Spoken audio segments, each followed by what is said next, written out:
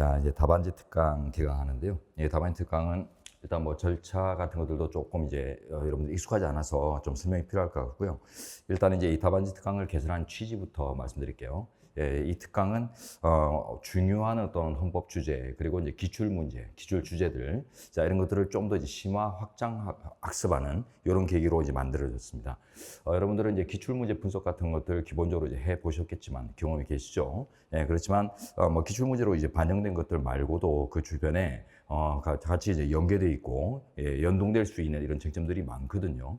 그래서 그런 부분들이 앞으로 계속 이제 출제 가능성들이 열려 있기 때문에 그래서 기출 문제 분석을 통해서 알고 있는 어떤 주제 말고 예, 그로부터 이제 확대될 수 있는 예, 이런 것들에 대해서 조금 더 차분하게 알 수 있는 기회를 갖기 위해서 만들어졌습니다.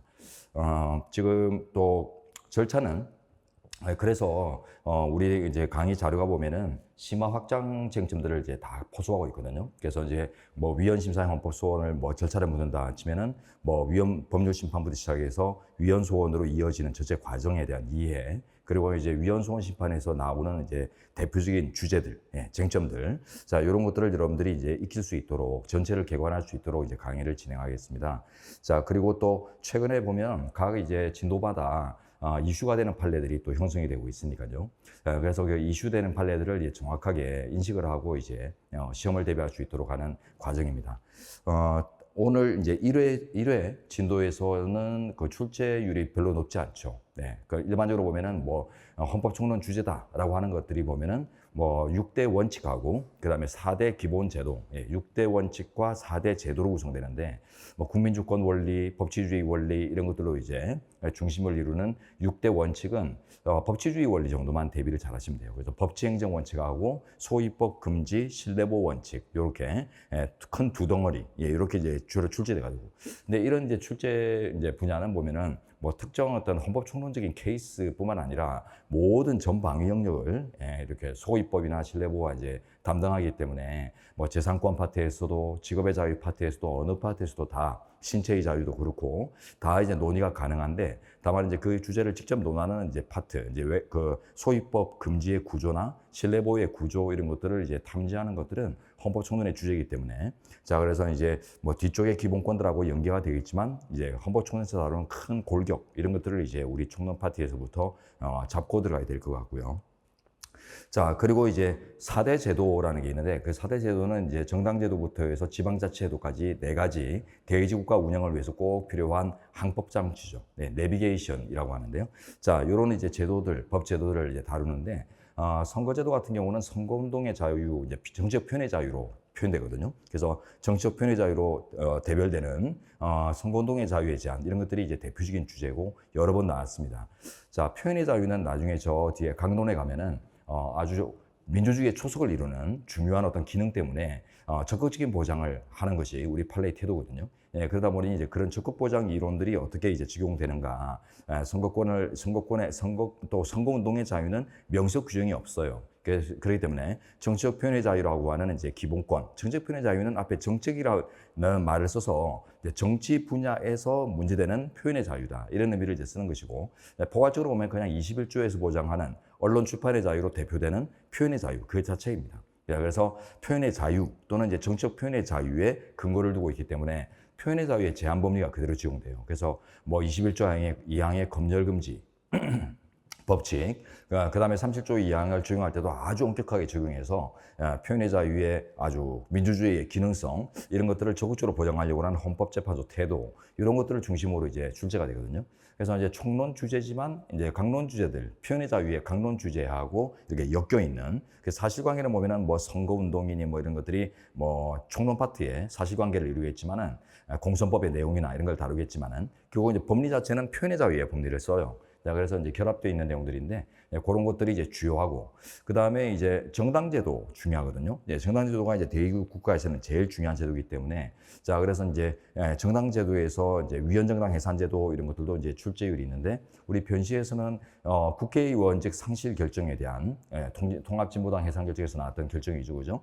그거 관련해서 해상 결정이 있으면 이제 국회의원직이 유지되느냐 상실되느냐 그에 대해서 이제 논증해봐라 이런 문제가 이미 나왔죠, 그죠? 예, 그게 좀 뜬금없다 이렇게 생각했는지 몰라도 이제 그 문제 구성 자체는 보면은 좀 뜬금없었어요. 제 1문하고 제 2문 뭐 이렇게 막 나눠져 있었는데 뭐 저녁 흐름이 이제 뚝 끊어지는 별개 문제로 딱 주제됐었는데 하여튼 이런 것들도 출제 가능성이 열려 있다는 것들을 그때부터 이제 여러분들이 감지할 수 있는 이런 계기가 됐거든요. 네, 그래서 이제 그런 내용들인데 정당제도는 이제 그 위원장당 해산제도의 그 효과, 특히 이제 국회의원직 상실 효과, 네, 그런 것들 명문의 규정이 없기 때문에 논증이 필요한데 요 정도만 지금 출시되고 있어요. 그 외에 이제 정당의 자유에 아주 포괄적인 보장 이념이나 그 다음에 이제 위원장당 해산의 나머지 요건들 이런 것들은 아직 이제 출제가 안 됐거든요. 그래서 그런 것들을 전반적으로 볼 수 있는 심화 확장의 기회가 필요할 것 같고요.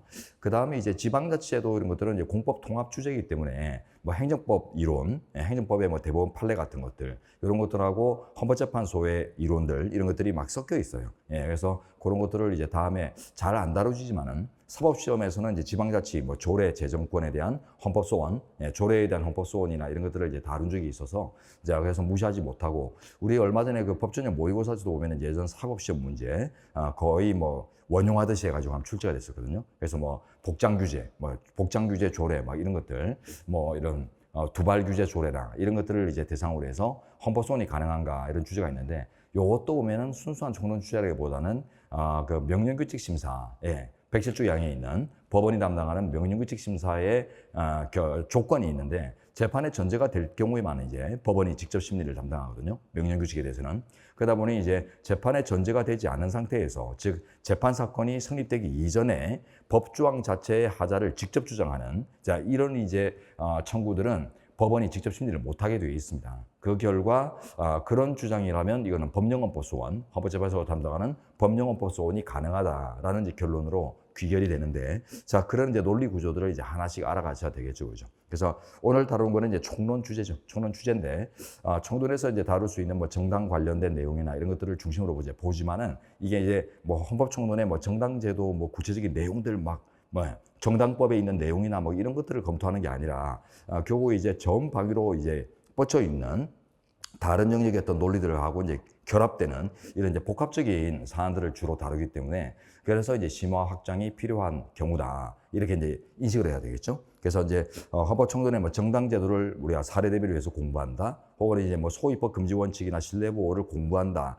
법치행정의 원칙을 공부한다 했을 때 이게 헌법적인 이제 총론적인 이론 체계들, 이론 구조들이 이제 있겠지만 그걸로 끝나는 게 아니라 이제 강론에 해당하는 어떤 그 논리 구조들하고 주로 엮여서 하나의 결론을 내는 이런 이제 결과들을 이루기 때문에 그래서 이런 이제 심화 확장 연습 같은 것들을 좀 해 두셔야지 그래야지 여러분들이 인식을 확장할 수 있어요, 시험장에서. 그래서 총론이라고 해서 총론 주제만, 강론이라 들어가서 또 강론 주제만 이렇게 뭐 따로따로 집중하다 보면 이게 연결성을 못 갖거든요. 그래서 이제 항상 이제 복합적인 쟁점을 이룬다라는 전제에서 이런 것들이 언제든 떨어져 있는 이제 쟁점의 결론들이지만은 언제든 이제 합쳤다가 떨어졌다가 합쳤다 떨어졌다가 할 수 있는 이제 유기적인 관계에 있다. 자, 이런 것들을 여러분들이 뭐 전부 다 다뤄볼 수는 없죠. 예, 그와 관련된 판례들이 뭐 한두 개가 아니기 때문에 다 다룰 수는 없겠지만 그 중에 가장 이슈가 되고 대표가 되고 특히 이제 최신 판례고 이런 것들을 중심으로 해서 여러분들이 한번 연습을 해두시면은 충분히 이제 다른 뭐 색다른 사실관계라고 할지라도 여러분들이 이제 인식을 확장해 갈 수 있는 이런 계기가 될 거라고 생각합니다. 자, 그런 의미에서 이번 강의를 마련했고 또 오늘 이 1회 이제 문제가 그렇게 출제되어 있습니다. 그래서 그 내용들을 이제 하나씩 이제 여러분 이제 검토해야 될 텐데 차분하게 이제 검토 마친 다음에 이제 요 논점 특강을 마친 다음에 그 다음에 이제 여러분들 스스로 문제 받아가지고 그 답안 작성하시면 돼요. 그리고 이제 제출 시기 정해가지고는 제출하신 다음에 첨삭을 받고 그 다음에 이제 저하고 만나서 대면 첨삭을 하면서 이제 한 회차를 마무리합니다.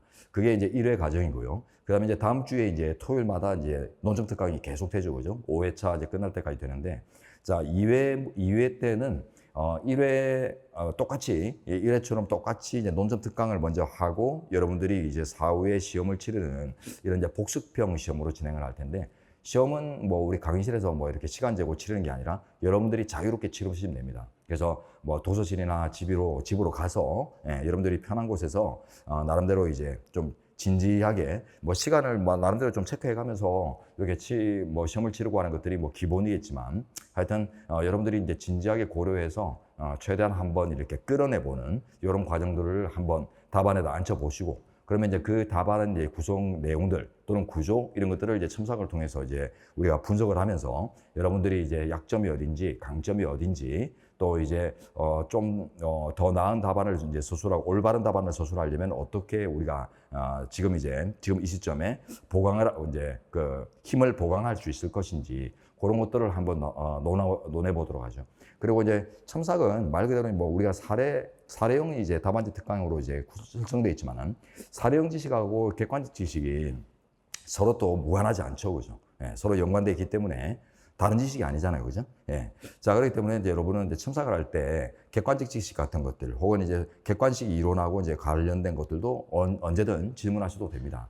자, 그래서 꼭 이제 우리 사례 답안에 관련해서만 뭐 40분, 50분을 첨삭을 하는 게 아니라 그 과정에서 여러분들이 이제 물어볼 수 있는 특히 이제 그 진도 우리가 1회 이제 헌법 총론을 나갔다 하면은 헌법 총론에 해당하는 각종 이제 객관식 이론이나 사례 어떤 그 이론, 사례 구조 이런 것들을 포괄적으로 이런 이제 다룰 수 있으면 더 좋을 것 같거든요. 그래서 여러분들은 이제 답안지나 뭐 해서 뭐 우리 일의 문제에 딱 집중해서 여러분들이 이제 해결하려고 하지 말고 좀 더 나가서 여러분들이 궁금했던 것, 알고 싶은 것들이 있으면은 포괄적으로 끌어내놓고 같이 논해보는 이런 계기가 됐으면 좋겠습니다. 그래서 첨삭도 사례형 뭐 답안만 이렇게 검토하는 게 아니라 답안 검토가 이제 답안 검토가 이제 중심이 되겠지만, 그게 끝나고 나서 제가 넉넉하게 시간을 편성했잖아요. 그죠? 첨삭 시간을.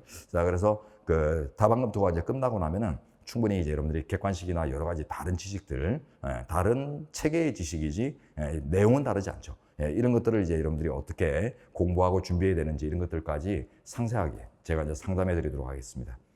자, 그리고 이제 1회가 끝나고 이제 다음 주에 2회차가 되면은 2회차 토요일에는 제가 다시 똑같이 논점 특강을 통해서 이제 2회차 문제 구성이 어떻게 돼 있고 이 문제를 어떤 식으로 푸셔야 한다. 이런 것들을 먼저 일러 드릴 거예요. 이게 이제 논점 특강이고요. 이 논점 특강이 이제 1시간 정도 진행되고 이제 마무리가 되면 다음 주부터, 즉 2회차부터는 총평을 또 할 겁니다. 그래서 1회 문제에 대한 이제 총평. 그러니까 여러분 이제 답안이나 이런 것들을 우리 뭐 줌으로 따라오는 학생분들, 그 다음에 실강으로 따라오는 학생분들, 그 답안들을 이제 총치합을 해서 그 답안들의 이제 구성이 이제 어떤 면에서 뭐 좀 부족하거나 어떤 면에서 아주 좋거나 뭐 이런 이제 포인트들이 있잖아요. 이런 것들을 이제 제가 답안을 이제 검토를 하면서 알게 된 어떤 어떤 포인트들, 이런 것들을 이제 여러분들하고 이제 나누면서 여러분들이 이제 좀 더 나은 답안을 쓸 수 있는 하나의 또 스킬, 이런 것들을 이제 전수해드리고자 합니다. 그래서 다음 주 2회부터는 이제 논점 특강에다가 그 다음에 이제 전회차, 지금으로 친다면 이제 1회차 문제에 대한 총평, 이렇게 이제 구성을 해서 한 2시간 정도 진행하거든요. 근데 오늘 첫날은 이제 총평이 없죠. 그렇기 때문에 지금 논점 특강만 가지고 이제 진행을 할 텐데 논점 특강 뭐 시간에 구애 없이 뭐 1시간대로 잡혀 있지만 총평이 없으니까 조금 넉넉하게 진행해 보도록 하겠습니다. 자, 그리고 오늘 또 제공되는 자료가 매 회차 제공됩니다. 사례풀이에 바로 써먹는 핵심 문장 자료를 이제 제공해 드릴 텐데 요거는 이제 여러분들이 사례를 답안을 구성할 때 가장 이제 올바르게 구성하는 방법 이런 것들을 제가 이제 모범으로 제시하고 있는 이런 문장 체계들입니다. 자, 그런 것들이 이제 진도마다 이렇게 상세하게 주제별로 이렇게 딱 들어가 있어요. 그 자료인데 다 합쳤을 때 크게 분량이 많은 자료가 아니에요. 그래서 오늘 나간 자료도 보면 한 몇 페이지 안 되죠? 한 7페이지 정도 되나요? 그래서 헌법총론에서는 원래 다룰 게 별로 없지만은 이제 기본권 가면은 다룰 게 조금 있고요. 그 다음에 이제 기본권에 제일 많죠. 다룰 것들이 좀 많고, 헌법재판론도 근데 의외로 다룰 것들 또는 이미 다루어진 것들 중에서도 상당히 깊이 있는 것들이 꽤 많기 때문에 그런 것들 자료는 진도별로 제공되도록 하겠습니다. 그래서 이제 이 논점 특강 강의를 들으시고, 그 다음에 문제 자료, 그 다음에 이제 제공 자료, 핵심 문장 자료, 요 2가지를 챙기셔서 여러분은 귀가하시고, 귀가하신 다음에 이제 주중에 답안 작성해서 제출을 하고, 이제 기본적으로 첨삭된 그 답안지를 가지고 이제 저하고 이제 같이 이제 구체적인 정밀 첨삭을 하도록 하겠습니다. 자, 이렇게 이제 절차가 진행되고요. 오늘은 이제 논점 특강 1회인데, 자, 1회 문제 구조와 관련해서 이제 한번 들여다보도록 하겠습니다. 그런데 뭐 일의 문제만 딱 집중하는 게 아니라 이제 헌법총론에서 다룰 수 있는 것들을 이제 심화 확장하는 계기니까요. 네, 그래서 헌법총론에서 다룰 수 있는 이제 모든 것들, 그 중에서 이제 가장 핵심적인 모든 것들을 한번 쭉 나열을 해보고, 그 중에서 이제 우리가 준비해야 될 분야가 주로 어떤 곳인지 이런 포인트를 또 찍어내고, 그 다음에 이제 오늘 문제가 이런 포인트에서 출제되고 있다, 이런 것들을 이제 적시해드리는 이런 형태로 한번 진행해 보겠습니다. 자, 칠판 보시죠. 자, 헌법총론.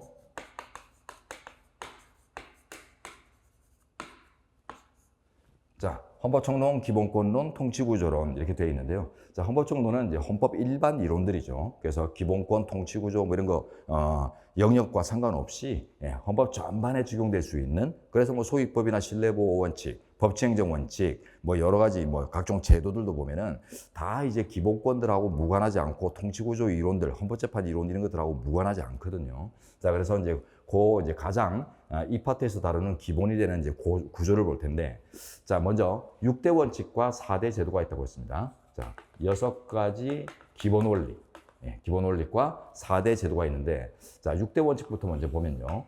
국민주권의 원리, 다음 이제 민주주의의 원리, 법치주의 원리, 네, 그리고 이제 사회국가, 문화국가, 평화국가 이렇게 이제 구성되죠. 사회국가 원리, 문화국가 원리, 그 다음에 이제 평화국가 원리 이렇게 구성이 되는데요. 네, 그래서 이제 6대 원칙입니다. 근데 국민주권 원리는 이제 헌법 제1조 2항에 명시돼 있죠, 그죠? 예, 이 나라의 주인은 국민이다라고 해서 이제 국민주권이 1조 2항에 명시돼 있는데, 요거는 출제 가능성이 거의 없고요. 이제 주로 이제 대의제 원칙 이런 걸로 이제 발전하거든요. 나중에 보면. 그래서 대의민주제 또는 이제 대의제 원칙으로 이제 발전을 하고,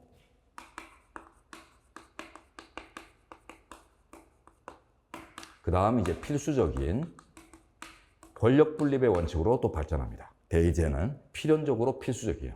권력 분립의 원칙. 자, 그리고 이제 이 권력 분립 원칙이 구체화된 그 정부 구성 형태, 나라마다 서로 다르겠죠, 그죠? 이런 것들을 이제 분류해서 이론화시킨 것들이 이제 정부 형태의 이론인데요. 자, 그래서 마지막으로 이제 정부 형태론 이렇게 이제 발전하면 됩니다. 자, 이런 것들은 이제 사례형 주제가 되기는 좀 힘든 부분들이, 정부 형태 이런 것들은 뭐 객관식으로도 안 나오고요, 사례형으로도 나오지 않습니다. 우리나라는 이제 대통령 중심제죠, 그죠? 그래서 대통령 중심제를 채택하고 있다. 뭐 상식으로 하나 기억을 하시고, 중심제라는 표현을 쓰는 이유는 이제 대통령, 이제 수수 대통령 그 제도를 만든 나라가 미국이죠. 미국의 이제 그 제도를 우리가 수입을 했지만은 의원 내각제, 가장 전통적인 우리 인간 사회에서 자, 이런 이제 의원 내각제 요소를 가미하고 있어요. 그래서 이제 대통령 중심제다라고 표현합니다. 그리고 이제 필수적 권력 분립 나왔는데, 이 권력 분립은 협력적 통제 관계라는 이제 용어들 좀 기억하셔야 돼요. 이건 언제 섞여 나올지 모르거든요. 혹은 이제 권력 분립 자체가 이제 의도되진 않았지만, 문제로 의도되진 않았지만, 그 논거를 조성할 때 보면은 이제 이런 의미들이 충분히 이제 고려돼야 될 것들이 있어요. 뭐 공수처법, 합헌결정 뭐 이런 데서 보면 권력 분립이 중요한 쟁점을 이루거든요. 권력 분립 원칙. 그래서 이제 협력적 통제 관계다, 이런 것들이 상당히 중요합니다. 이게 이제 현대적 기능적 권력 분립을 다른 말로 표현한 거거든요. 그래서 뭐 현대적이다, 기능적이다 이런 의미 가지고는 여러분들이 뭐 문제를 해결하고 있는데 접근을 못 해요. 그래서 단순한 이제 도식적인 통제 관계가 아니라, 그러니까 형식적인 삼권 분립, 이런 도식적인 통제 관계가 아니라 상호 어떤 협력을 통해서 통제하게 하는 것, 이런 것들을 얘기하는데, 만약에 특별 검사를 임명을 한다, 혹은 뭐 헌법재판관을 구성을 한다, 뭐 이런 중앙선관위원을 구성을 한다, 이런 경우들에 이제 주로 적용되는데, 자, 우리가 대표적으로 잘 알고 있고 최근에 또 문제가 됐던 판례가 하나 있잖아요, 그죠? 마은혁 재판관 임명 부작위. 국회가 선출한 재판관들 중에 한 명만 빼고 나머지를 임명하면서 문제가 됐던, 그게 탄핵소추도 들어가고 권한쟁의도 들어가고 막 이랬잖아요, 그 사례에서. 자, 이런 과정에서 자, 권력분립 원칙 같은 것들이 이제 논의가 되거든요. 자, 그럴 때 이제 보면 협력적인 통제관계라는 게 뭐냐면, 헌법재판관을 우리 헌법은 구인을 두도록 했습니다. 자, 그리고 3명은 대통령이 임명하고 3명은 국회가 선출하고 나머지 3명은 대법원장이 지명하도록 했거든요. 그래서 입법, 행정, 사법 3권이 하나의 어떤 재판부 구성에 가치관장하게 만들어놨어요. 이게 이제 협력적인 통제관계라는 뜻입니다. 그래서 현대적, 기능적, 권력 분립 이렇게 이제 표현할 수 있는 건데, 그래서 이제 그런 이제 주제들이 만약에 시험에 나온다면, 그럼 여러분은 협력적 통제관계의 관점, 즉 권력 분립의 관점에서 볼 때, 그 만약에 국회가 선출하기로 되어 있는 재판관 중에 일부를 행정부가 임명을 하지 않는 것들은 권력 분립에도 위반된다. 물론 이제 권력 분립을 직접 다루지는 않았어요. 이 판례에서는, 그 판례에서는. 그렇지만 이제 이런 것들을 충분히 여러분들이 논거로 조성하는데 기여할 수 있는 주제가 될 수 있다는 거죠. 자, 그래서 이런 것들을 잘 섞어 쓰고 하면은 여러분들이 이제 좋은 인상, 채점 과정에서 좋은 인상을 받고 가점을 받을 수 있는 이런 기회가 됩니다. 재량 가점 이런 거 무시하면 안 되죠, 그죠? 그래서 어떤 그 쟁점에 만약에 10점 정도 이제 점수가 배점이 배정돼 있다 했을 때 보통은 이제 적당한 분량 갖추고 크게 문제 없이 이렇게 서술하고 있으면 한 4, 5점 줘요. 4, 5점 이제 가채점이죠. 4, 5점을 주고 이렇게 전체 검토를 하다가 이 답안이 참 전체적으로 괜찮다, 구조가 좋다 이러면은 그 10점 범위 내에서 점수를 또 더 플러스 해주거든요. 1.5점, 2점 이렇게 플러스 해가지고 재량 가점을 받을 수 있습니다. 그래서 배점을 넘는 가점은 못 받겠지만은 그 배점 범위 내에서 최대한 이렇게 얹어주는 이런 점수들을 여러분들이 챙겨내는데 꼭 판례에서 다루지 않은 것들이지만 이런 것들이 좋은 기능을 하거든요. 그래서 협력적 통제 관계를 의미한다. 현대적 기능적 권력 분립 이런 의미들을 잘 기억하시기 바랍니다. 자, 그리고 이제 대의민주제, 요거는, 자, 보세요. 출발점인데, 국민주권의 이제 실현 방법입니다. 실현 방법. 그래서 이제 국민주권을 실현하는 방법이 국민들이 직접 나라 운영에 참여하는 걸로 할까, 아니면 대표를 심어서 대표들이 대신하는 걸로 할까, 요렇게 이제 고민을 했는데, 뭐 현대국가처럼 이제 뭐 과제가 아주 증폭되고 그죠? 예, 그 운영 조직이 막 방대한 이런 이제 상태에서는 국민들이 매사에 직접 결정하는 것들은 어울리지 않습니다. 그래서 이제 대표민주제 또는 대의민주제가 이제 대세죠. 예, 대부분의 국가들이 이제 이걸 채택하는데, 자, 이 대의민주제는 이제 대표 선출 과정에는 국민들이 이제 구속력을 가지지만 그렇게 이제 대표로 이제 그 당연하죠. 표로서 결정되기 때문에 국민의 유권자의 표로서 누가 의원이 되고 누가 대통령이 되는지가 결정되기 때문에 대표로 선출하는 과정은 국민들에게 기속력이 있어요. 구속력이. 그러나 이제 대표로 선출된 이후에까지 구속력을 인정하면 그게 직접 민주제고요. 그때부터 단절을 시켜버리면 이게 대의민주제거든요. 예, 그래서 대표 활동에 대해서는 대표로 선출된 이후에 구체적인 활동에 대해서는 법적 구속을 일반적으로 하지 않는다. 자, 그래서 대표로 뽑힌 이후에 활동에 관해서만큼은 자유로운 위임이 보장된다. 네, 요게 이제 대의민주제의 특징이거든요. 그래서 요런 거 여러분들이 이제 의미를 파악하시고 쓸 준비해 놓으시면은 요것만으로도 나름대로 의미 있게 뭐 브리타에 해당하는 이런 주제가 뭐 이쪽 주제가 나온다면 다 기본적으로 브리타 주제예요. 브리타 주제지만 나름대로 이제 선방할 수 있는 이런 요소가 됩니다. 자, 그래서 아주 조밀조밀한 그물을 가지고 고기를 잡는 게 좋겠지만 여러분들은 좀 엉성한 그물이라도 구멍이 큰 엉성한 그물이라도 어쨌든 그물을 갖고 있으면 몇 마리 놓쳐도 한두 마리는 잡을 수 있거든요. 근데 그런 그물 자체가 아예 없으면, 이런 그물 자체가 아예 없는 사람이 맨손으로 물고기를 잡으려 치면은 잡기 힘들겠죠, 그죠? 예. 그래서 이제 우리는 물고기를 잡아낸다. 이런 이제 각오로 이런 것들을 최선을 대비합니다. 민주주의 쪽에서 이제 한번 보죠. 여기서는 이제 방어적 민주주의, 요 개념을 이제 좀 아셔야 되는데, 방어적 민주주의는 다른 말로 자유민주주의라고 읽었습니다. 자, 자유, 방어 대상. 예. 그래서 이제 민주주의의 다수결 방식을 통해서 결국 민주주의의 이제 기원이 되는 게 자유주의거든요. 그래서 개인의 자유가 우선이다, 우선시된다. 이런 이제 그 자유주의 이론을 커버하고 실현시키기 위해서 필요한 이제 수단으로서 민주주의가 발전해 왔기 때문에 이 자유주의에 예속되어 있어요. 민주주의는. 자, 근데 이제 민주적 다수결의 방식을 통해서 이 자유를 해치는 이런 이제 결과들은 수단이 목적을 넘어서는 것이 되면 안 되겠죠. 그래서 독일이 이제 양차 대전을 거치고 나서 히틀러와 그 나치당의 만행을 통해서 민주적 방식으로 자기 독일인들을 전장에 내몰고 독일 국적을 갖고 있었던 독일인이었던 유대인들을 학살하고 자, 이런 것들에 대한 이제 반성의 계기로서 방어적 민주주의 이론을 만들어냅니다. 자, 그래서 민주주의의 방벽을 설정해서 한계를 주는 이론인데 그 한계 내용이 뭐냐면 자유주의, 즉 민주주의의 목적, 의식입니다. 자, 근데 요거 자체는 시험 대상은 아니고요. 요게 이제 어떻게 발전하냐면 위헌정당 해산제도, 헌법 8조 사항에 요 제도로 발전을 하죠. 그래서 독일에서 만들어진 위헌정당 해산제도, 자, 요걸 우리가 수입해서 앉혀놓고 있잖아요, 그죠?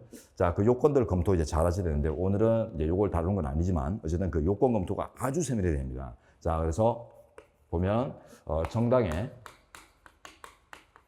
목적이나 활동이 이 문장 다 외우는 게 좋아요. 활동이 민주적 기본 질서에 위배될 때, 자, 조직을 청산하는, 공중분해하는, 자, 요런 작업이죠. 자, 정당의라는 부분에서는 선택설, 귀속설이라는 게 적용됩니다. 그래서 정당은 여러 자연인들이, 개인들이 뭉친 하나의 집단이기 때문에 그 중에 이제 일부 개인의 잘못을 바로 전체 집단의 잘못으로 이제 평가하기는 힘들겠죠. 그래서 이제 그 전체 집단의 의식인가를 따져보는 이런 귀속 평가 과정들이 요구됩니다. 그 다음에 이제 목적이나 활동이라고 되어 있는데 그 인하라는 게 명문의 규정이거든요. 그래서 이거는 누적 요건이 아니라 선택적인 요건입니다. 선택설. 그래서 목적이나 활동 둘 중에 어느 하나라도 민주질서를 침해하는 문제가 있으면 해산 제소가 가능하고 해산도 가능합니다. 자, 그리고 이제 민주질서의 의미, 요게 이제 조금 여러분들이 난해할 수 있는데 결론적으로 자유민주설. 우리 헌재 판례는, 통설 판례는 좁게 보고 있어요. 상당히 좁은 견해거든요. 자, 요거 이제 견해 대립이 이제 어떤 게 있는 걸 한번 볼 텐데 자유민주설뿐만 아니라 그 헌법 질서설 또는 핵심 질서설 또는 핵심 요소설 이런 것들도 존재하거든요. 근데 요건 다 소수견이에요. 자, 그래서 이걸 보면 우리 헌법, 대한민국 헌법이 채택한 모든 질서, 헌법이 담고 있는 모든 가치를 기준으로 삼는 이런 견해가 있는데 헌법 보호의 관점에서는 좋을 수 있지만은 그 정당의 자유를 너무 또 심하게 해치는 측면들 이런 것들을 이제 고려할 때 너무 이제 해산 제소 가능성이 크기 때문에 요거는 소설입니다. 자, 그러면 핵심 질서설은 조금 절충설이에요. 그래서 요 자유민주설하고 헌법 질서설의 절충설이 이제 핵심 질서설인데 대한민국의 모든 총체적인 헌법 질서 중에서도 가장 이제 근간을 이루고 핵심이 되는 것들만으로 좀 한정하려는 게 있는데 모호해요. 상대적으로 모호하기 때문에 그 기준이 획일적이지 않기 때문에 그래서 이것도 이제 득세를 하기 힘들고 그래서 이제 자유민주설이 이제 득세를 하는데 아까 봤듯이 이제 방어적 민주주의죠. 방어적 민주주의가 다른 말로 자유민주주의라고 했잖아요. 그래서 방어적 민주주의의 위헌정당 해산제도의 이제 탄생 배경이 되는 그 자유민주주의 개념 그 자체로 봐서 이제 자유주의와 결부된 민주주의 의미로 이제 한정해서 보려는 이게 이제 통설 판례입니다. 이게 어쨌든 간에 해산 제소의 위험 또는 가능성들을 이제 최소화시키면서 정당에 대한 특권을 보장하는 이제 의미들을 살려낼 수 있기 때문에 가장 이제 조화로운 이론으로 보입니다. 그리고 이제 위반의 의미가 보면은 이것도 이제 엄격해요. 정당의 보호 취지에서. 자, 그래서 이것도 이제 단순한 위반 조촉을 모두 포함하는 게 아니라 구체적이고 실질적인 위험을 초래하는 경우로 한정될 필요가 있다. 자, 이런 내용들이 이제 이론적인 체계고요. 조직 청산 내용은 이제 주로 물적 청산 이런 것들은 이제 법 내용, 부속 법률의 내용이라서 사례하고는 관련성이 별로 없어 보이고, 우리가 이제 명문의 규정이 없지만 우리 헌재가 이제 인정해낸 내용들이 있죠, 그죠? 그게 이제 국회의원직 상실. 그래서 현행 조항이 없지만 국회의원직만큼은 상실되는 게 옳다. 따로 똑같은 비행을 막기 위해서 그래서 껍데기만 없애는 게 아니라 그 실질까지 다 없애야 된다 이런 식으로 이제 보거든요. 자, 근데 요게 이제 약간 맹점이 일단 현행법이나 헌법이나 법률에 규정이 없죠. 그래서 현행 조항에 이제 규정이 없는데도 인정하고 있다. 이런 것들을 이제 객관식 대비 사령에서도 이제 이 부분이 나오면 써야겠죠. 이런 걸 써야 돼요. 얘는 이미 기출이에요. 기출, 요 부분은 이제 기출인데. 변시 기출인데 이때 이제 뭘 쓸까? 이게 이제 판례 결론은 나름대로 이제 알고 들어갔는데 논거를 뭐로 할까? 이런 것들이 중요한데 이런 거 쓰는 거예요. 그래서 현행 헌법이나 정당법이나 뭐 헌재법이나 어디에도 오면 관련 조항이 없다는 것입니다. 자, 그렇지만 우리 헌재가 정당 해산의 실효성 보장을 위해서 타당하다고 했고, 자, 자, 그 다음에 이제 지방의원직 상실 결정은 안 내렸거든요. 지방의원 상실 결정은 빼고, 예, 가장 핵심적인 존재들로 이제 한정을 했는데 그 이유는 안 밝혔어요. 안 밝혔지만은 일반적으로 이제 학계에서는 뭐 정당에 대한 이제 그 강한 보장 의지, 예, 정당에 대한 이제 특권 보장 취지 이런 것들이 작동한 결과라고 주로 생각을 합니다.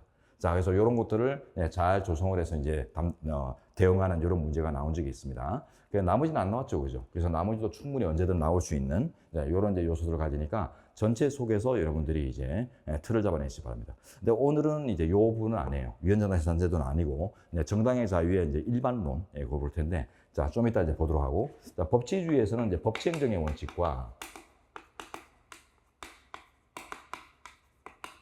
법률유보, 법률우위, 포괄이익 금지 원칙 세 가지 있죠, 그죠? 그 법치행정 원칙하고 그 다음에 소급입법 및 신뢰보의 원칙. 요 두 갈래가 제일 이제 중요하고 여기서 이제 출제율이 제일 높죠. 그래서 법치주의가 갑입니다. 갑. 네, 총론 중에서는 최고인데, 자, 이제 이 법치행정 원칙은 법률유보 원칙 여러분 이제 잘 아실 테요. 근데 조심하실 게 지방자치단체의 조례 같은 것들이 나오잖아요, 그죠? 법치행정 원칙은 주로 언제 다루지냐면 하위 규범, 법률 밑에 있는 명령이나 규칙이나 조례나 이런 법률 하위 규범이 나올 때 그때 이제 적용되는 원칙으로 생각하시면 돼요. 그래서 법률보다 밑에 있는 하위 규범들이 사례에 등장하면 그때는 법치행정 원칙이 대표적인 논점이 될 수 있다. 감지하시고, 그 다음에 지방자치단체 조례 제정이나 이런 것들에 대해서 주로 이제 판례나 그 사법시험 기출 문제 이런 것들이 형성되어 있는데, 자, 그거는 별도로 규정이 있다는 걸 좀 아셔야 돼요. 그래서 이제 이론으로서 법치행정의 원칙이 있고, 이 이론들이 보면 여러 군데에 우리 반영되고 있죠. 뭐 75조에 가면 뭐 대통령령, 재정 관련 규정에서 보면은 구체적으로 범위를 정해 위임할 것, 이런 이제 포괄이익 금지 원칙 이런 것들이 명시돼 있고, 그 외에도 여러 군데서 뭐 법률유보나 법률우위가 명시되고 있습니다만, 지방자치단체 조례 같은 것들, 자, 이런 경우는 자, 조례 관련해서는 헌법 117조 규정이 따로 있다는 걸 아셔야 돼요. 117조 1항에 가면은, 그래서 법령의 범위 안에서 자치에 관한 규정을 제정할 수 있다. 지방자치단체는 이렇게 이제 별도의 규정이 있거든요. 그래서 이제 조례가 등장하는 어떤 법시행정 사례를 하면 헌법 117조 1항 이걸 꼭 건드려 주셔야 돼요. 요 의미 이제 분석론들이 있잖아요, 그죠? 오늘 이제 다룰 것들은 아니지만 뭐 대법원의 법률 위설부터 시작해가지고 다룰 것들이 좀 있습니다. 자, 그런 것들이 이제 중요하고, 이제 소위법 금지 원칙, 신뢰보호 원칙, 요거는 이제 뽑아서 한번 보도록 하죠. 자, 소위법 금지 원칙과 신뢰보호 원칙은 이 도표를 일단 간단하게 여러분들이 바로 끄집어낼 수 있도록 준비를 하셔야 돼요. 이거는 뭐 고민하고 머릿속으로 이렇게 뭐였지 이러고 있으면 안 되거든요. 자, 소위법 금지는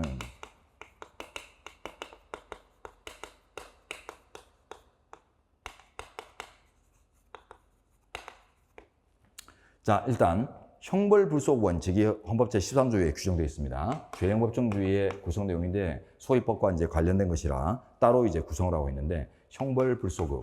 자, 그래서 형벌법규에 대해서는 소급을 하게 되면 우리 현재가 절대 금지라고 합니다. 그래서 형벌작용은 절대 금지, 형벌법규라고 할까요?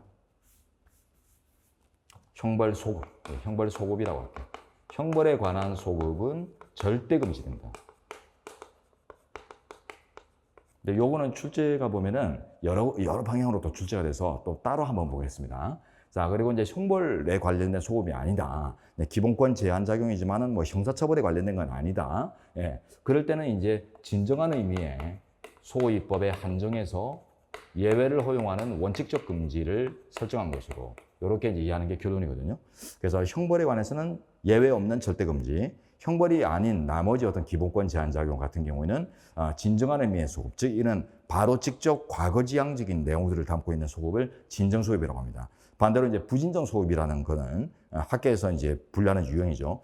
부진정 소급이라는 거는 미래지향적인 입법이에요. 그래서 이제 저를 보시면은 직접 과거를 의도하고 과거적인 것들을 이제 통제하고 규제하기 위해서 과거지향적인 의도로 만들어진 것들을 진정소위법이라고 하고, 친일청산법상 친일재산 환수법 이런 것들이거든요. 그거는 애초에 의도가 과거에 저질러진 잘못된 것들을 부산물들을 뺏어내겠다 이런 이제 적극적인 의도를 가지고 만들어진 거거든요.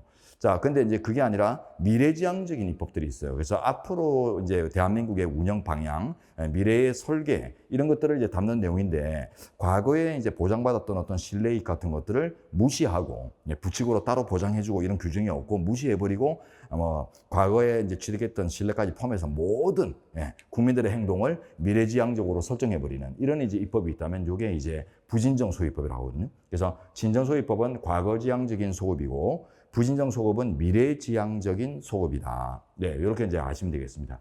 그래서 진정 소급이 이제 그 신뢰를 침해하는 정도가 훨씬 더 강하기 때문에 요거는 이제 예외적으로만 허용되는 걸로 이렇게 보거든요.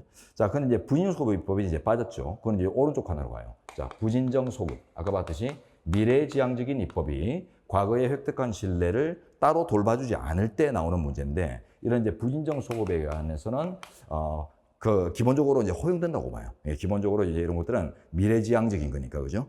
올바른 나라의 운영을 위해서 필요할 수 있기 때문에, 자, 그래서 이제 허용되는데, 다만, 개인의 이제 국법상 신뢰를 너무 심하게 침해하는 정도, 기울어진 운동장이 되면 안 되겠다. 그래서 이제 이익 형량이 필요해요. 그래서 부진정 소급은 바로 허용되는 바로 합헌도 아니고 바로 위헌도 아니고 이익 형량 과정을 거쳐서, 즉 공익과 사익의 비교 형량 과정을 거쳐서 이제 답이 나오는데, 그때 이제 이익 형량을 담당하는 대표적인 기준이 신뢰보의 원칙이에요. 자, 그래서 이렇게 좌우를 나누세요. 형벌소급은 절대금지, 진정소급은 원칙금지. 왼쪽, 자, 신뢰보호 원칙이 이제 담당하는 내용들이 부진정소급 입법으로서 원칙적으로 이제 허용되는 분야의 제약의 발동, 제한 설정, 이런 의미로서 이제 이해가 됩니다. 자, 그리고 조금 더 나가서 이제 형벌의 절대 금지를 이제 명시한 형벌부속 원칙은 따로 한번 보기로 했죠. 그래서 이것도 이제 이쪽으로 뽑아서 이렇게 보면, 형벌부속 원칙은 별도로 또 도표를 한번 만들어 볼게요. 형벌소급은 금방 이제 여기서 총론에서 먼저 봤던 게 소급의 효과예요. 자, 소급 금지의 효과가 절대적이다. 절대금지. 예외 없습니다. 자, 그러나 이제 요 앞에, 요 이론이 이제 총론에서는 다루지 않고, 나중에 이제 신체의 자유에 가면 다룬 내용이거든요.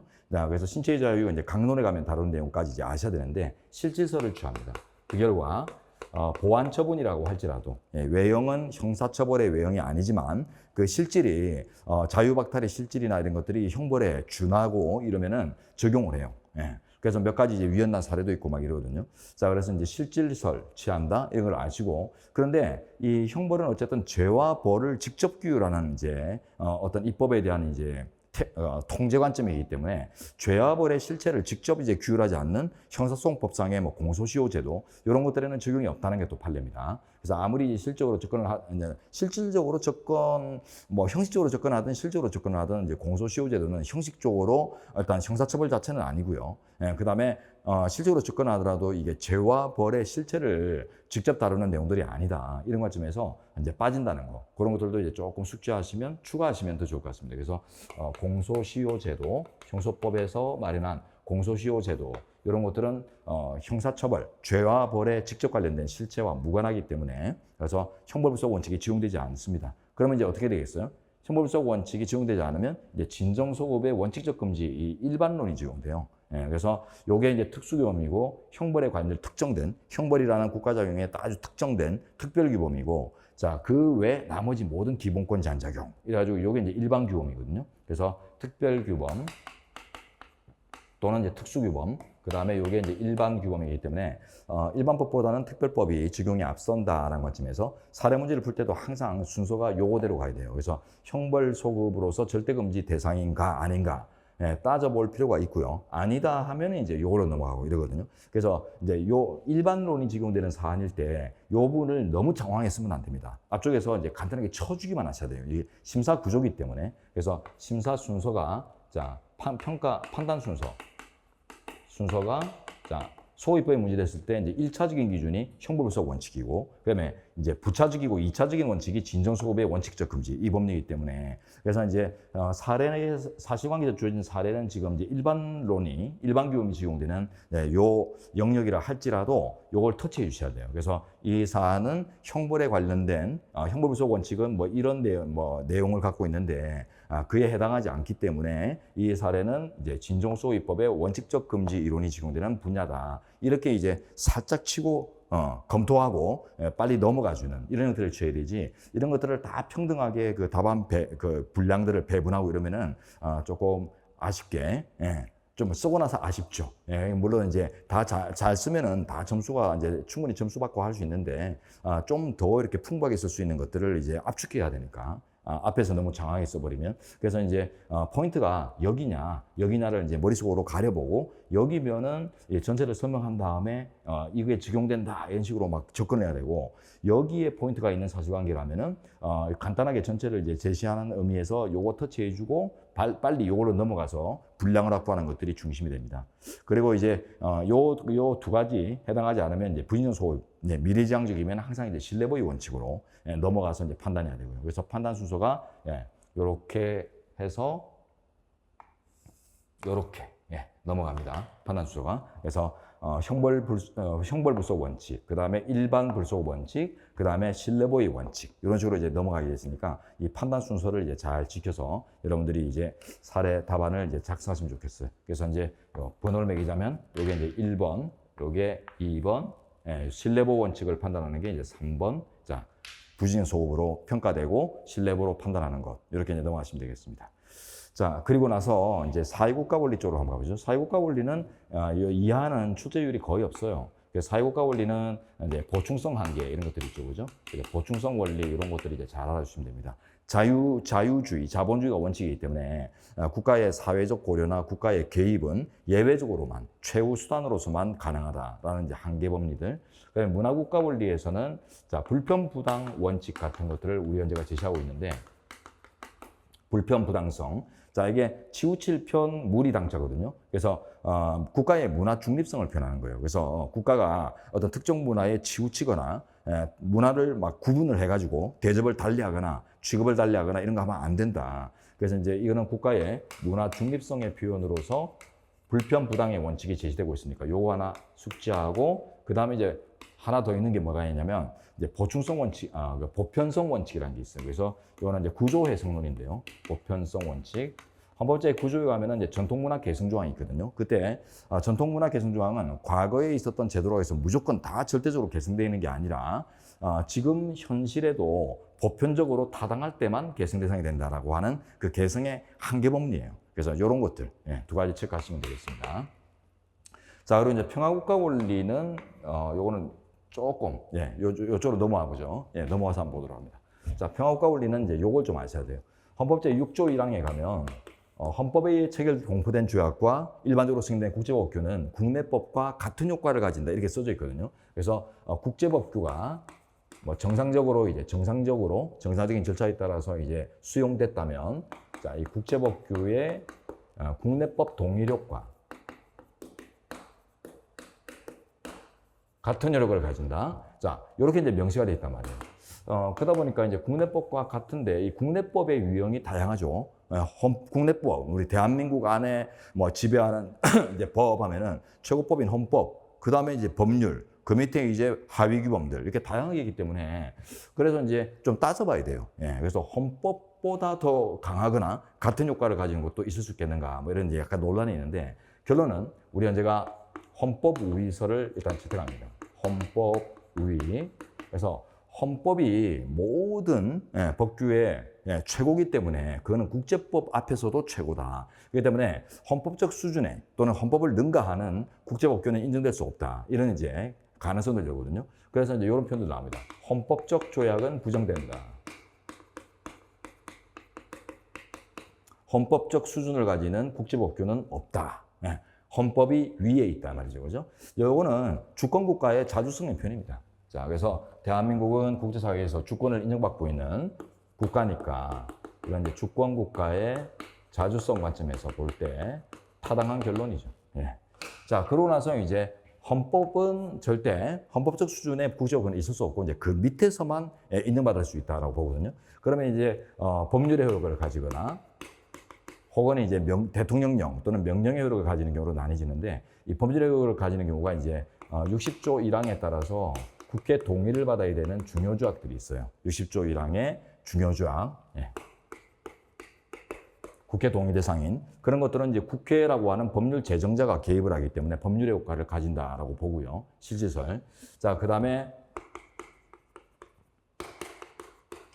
이에 해당하지 않으면 비중요 조약 60조 1항에 이제 해당하지 않아서 그래서 이제 국회 동의가 필요 없는 자, 국회 동의가 필요 없다는 말은 대통령이 조약 체결 비준권자거든요. 우리 헌법 73조에 따르면. 그렇기 때문에 대통령 선에서 그냥 끝나버립니다. 그렇기 때문에 대통령령 또는 이제 명령의 효과를 가진다. 이렇게 이제 정리가 되는데, 자, 60조 1항에 이제 해당하는 중요조약, 60조 1항에 해당하지 않는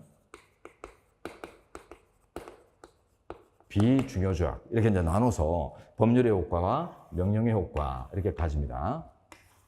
자, 그러면 이제 요거 어떤 역할을 담당하는가를 보셔야 돼요. 이 헌법의설이 이제 어떤 기능을 하냐면, 결국 이제 헌법보다는 하위 법규이기 때문에 언제든 위헌 심사로 통제가 가능하다 이렇게 보거든요. 그래서 위헌 심사 가능성, 국제법규에 대한 위헌 심사 가능성을 제시하는 이론 체계가 됩니다. 헌법의설이.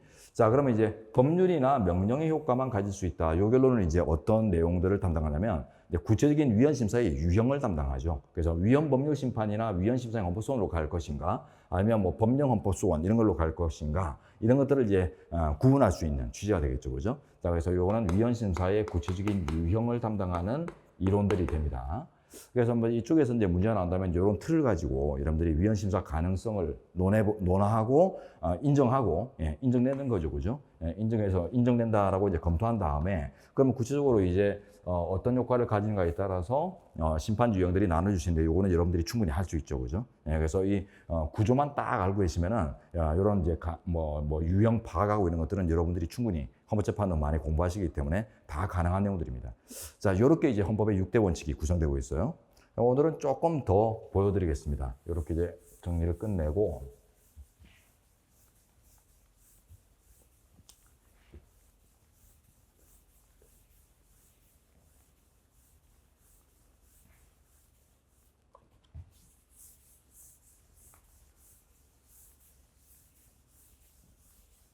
자, 이제 4대 제도가 있다고 했죠. 헌법총론에는 4가지 기본 제도가 있는데, 자, 먼저 이제 정선공지예요. 정선공지에서 정당제도, 그 다음에 이제 선거제도, 공무원제도, 지방자치제도, 이렇게 4가지가 있는데요. 요게 이제 대의제 국가를 운영하기 위해서 필요한 이제 항법장치 내비게이션이라고 했죠, 그죠? 어쨌든 제일 중요한 게 기본이 되는 게 정당제도입니다. 정당이라는 것이 대의제 국가는 보면 국민이 나라 운영을 직접 하는 나라가 아니고 이제 맡겨두는 대표들에게 믿고 맡기는 이런 나라란 말이에요. 근데 그 믿고 맡긴 대표기관들이 대통령이나 국회가 국민들이 어떤 생각하는 어떤 노선을 이탈할 때가 생길 수 있어요. 그죠? 그게 이제 악의적으로든 혹은 이제 부주의를 통해서든 간에 가능하단 말이에요. 그런 이제 이 경로 이탈을 막기 위해서 그 중간에 매개체들을 이제 보장하는 거죠. 그래서 이제 국민이 자유롭게 만들 수 있는 결사의 자유의 한 내용인데, 결사의 자유의 한 내용으로 보장되는 건데, 자, 이런 이제 정당이라고 하는 하나의 결사체, 조직체를 이제 만들어 가지고 상시적으로 이제 국가에게 국민의 뜻을 전달하고 매개할 수 있는 이런 이제 그 기능을 부여함으로써 이제 대의 국가가 망하지 않을 이런 이제 수단으로 기능하거든요.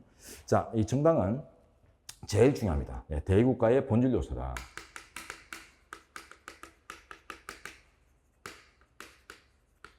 본질이기 때문에 가장 중요하기 때문에 그 적극 보장 이론들 이런 것들이 적용되고 아주 적극적이다.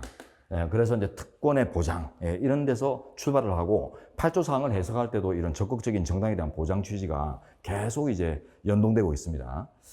일단 이제 정당에 대해서는 8조 1항하고 8조 4항 우리 헌법에 이제 규정이 있는데 그걸 이제 이해하시면 되겠어요.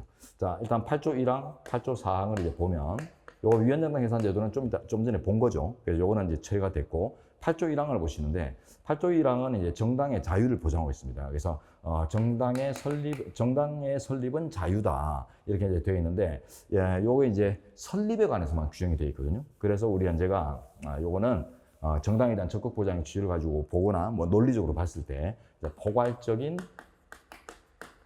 정당의 자유권 또는 이제 기본권으로 인정한 거다. 자, 그래서 포괄적 기본권서를 취합니다. 자, 요거 좀 아셔야 돼요. 그래서 설립뿐만 아니라 활동 소멸, 전반에 이르는 자유를 가진다. 자, 이렇게 이제 보고 있고요. 그리고 이제 이 포괄적 기본권설에서 기본권이 이제 되기 때문에 이제 주체 논의도 나오겠고 뭐 여러 가지가 고려가 되겠죠, 그죠? 자, 근데 이제 그게 그 결사의 자유에 이제 일반론이 적용된다는 걸 아셔야 됩니다. 그래서 이 정당이라는 것은 헌법 제21조에 가면 이제 언론, 출판, 집회, 결사의 자유를 보장하고 있잖아요. 그때 이제 결사, 즉 누구든 원하면 자유롭게 조직체를 만들 수 있는 이런 권리가 이미 보장되는데 그 규범의 특수규범이라고 봅니다. 그래서 8조는 21조 결사의 자유의 특수규범이다. 자, 그래서 21조 1항에 명시된 결사의 자유의 특수규범. 그렇기 때문에 아주 이제 특별하게 취급되는 부분이 아니라면, 특별히 따로 이렇게 구성되는 내용이 아니라면 일반론이 그대로 적용돼요. 왜냐하면 이제 일반법과 특별법은 서로 포함 관계에 있기 때문에, 그죠? 그래서 일반법, 특별법, 요 둘의 관계는 이런 포함된 포함 관계 또는 함수 관계를 이루거든요. 그러다 보니까 이제 특별법의 적용을 받는 이제 특별한 사항들이 아니면은 요 점은 일반법에도 포함되죠, 그죠? 그렇기 때문에 이제 일반법의 규율들이 백업을 할 수 있는 요런 이제 계기를 가집니다. 그래서 결사자유의 특수규범이기 때문에 결사의 자유의 일반론이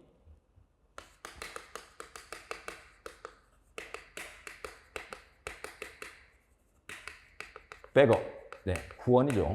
후원 또는 이제 지원을 해주게 되는데 그 결과가 이제 주로 어떤 거냐 하면 일단 주체 이론, 기본권의 주체 이런 것들이 보면은 외국인도 되고 단체도 되고 결사의 자유가 하면 제한이 없거든요. 인간의 원리로서 외국인도 되고 또 단체도 또 더 큰 단체를 또 작은 단체들이 모여가지고 더 큰 단체, 개별기업이 모여서 그룹을 만들고 이런 것들이 다 가능하기 때문에 그래서 그 주체 논의가 그대로 넘어옵니다. 자, 그 다음에 검열금지 이런 이제 제한의 한계 법칙, 이런 이제 주체나 검열금지 21조 2항의 조항 이런 것들이 이제 다 넘어와서 나중에 작동을 하고 판례가 확인하거든요. 그래서 이런 것들을 이제 틀을 갖고 계시면 뭐 충분할 것 같아요. 나머지는 됐고, 자, 그다음에 이제 선거제도는 이제 선거운동의 자유 제한, 선거운동이 정치적 표현의 자유로 이해가 된다.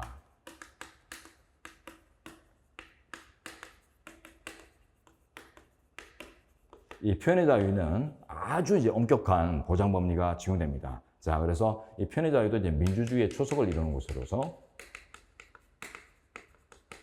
사람들이 이제 자기 생각을 마음대로 드러내고 눈치 안 보고 드러내고 이런 것들이 결국 이제 다양한 의견들이 형성되고 발전할 수 있는 이런 다양성의 계기가 되거든요. 민주주의라는 것이 다양한 의견이나 견해가 보장되는 사회를 민주주의라고 하거든요. 그러다 보니까 이제 이런 다양성 보장 또는 다양성 형성에 아주 적극적으로 기여하는 대표적인 권리예요. 그러다 보니까 이제 민주주의의 기초돌이 된다라는 의미에서 그 적극구장 이론들이 제시됩니다. 이것도 마찬가지. 정당 쪽하고 마찬가지죠. 논거는 좀 다르지만은 민주주의의 기능성을 통해서 적극구장되는 결과 그에 대한 제한입법에 대해서는 아주 엄격한 심사를 하는 그 검열금지 원칙도 적용되고요. 그런 것들을 이제 잘 따져보셔야 돼요. 그래서 적극구장되는 게 이제 헌법 조항에 따르면 21조 2항에 따라 일단 검열금지 이런 것들이 이제 1차적인 헌법에 직접 정한 이제 기준이기 때문에 이제 1차적인 심사 기준이 되고 그 다음에 이제 검열에 해당하지 않는다 할지라도 해당되지 않으면 헌법 30조 2항에 따라서 일반적인 기본권 제한의 한계가 적용되죠. 그래서 국민의 모든 인권은 국가안전보장 질서유지 또는 공공복리를 위해 필요한 경우에 한하여 법률로서 제한할 수 있다라고 써져 있기 때문에 그래서 검열에 해당하면 바로 위헌이에요. 근데 검열에 해당하지 않다고 해서 바로 합헌이 아니라 37조 2항에 따르는 이제 제한이 가능하기 때문에 그 제한의 한계, 과잉금지, 법률 유보 이런 걸 따져야 되는데 요걸 적용할 때 아주 이제 엄격하게 적용을 하는 이런 논리 구조들을 제시를 잘 해줘야 됩니다. 특히 요거 이런 것들을 이제 심사 밀도나 판단 밀도 같은 것들을 여러분들이 그 특정을 안 하고 바로 그냥 과잉금지로 들어가고 이런 경우들이 있는데 그러면 점수가 많이 빠져요. 생각보다. 그래서 이제 분량이 중요한 게 아니라 질이 중요하다는 거 이런 걸 잘 따지시고요.